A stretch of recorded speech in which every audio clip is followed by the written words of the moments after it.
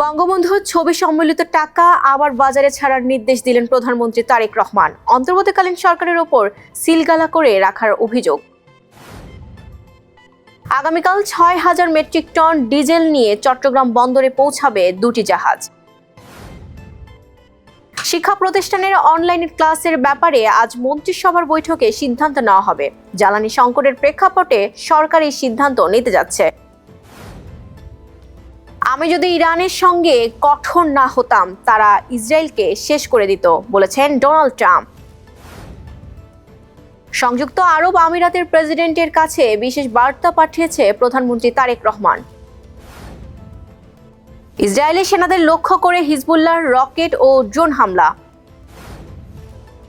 ৫৩ বছর পর চাঁদের নভোচারী পাঠালো যুক্তরাষ্ট্র।